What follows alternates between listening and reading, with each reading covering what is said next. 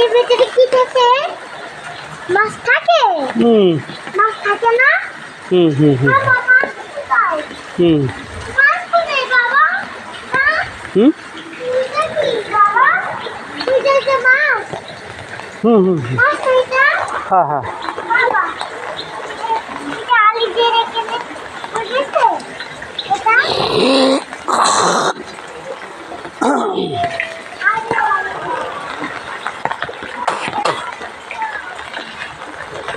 বাবা, হ্যাঁ এইটা কি উঠেছে?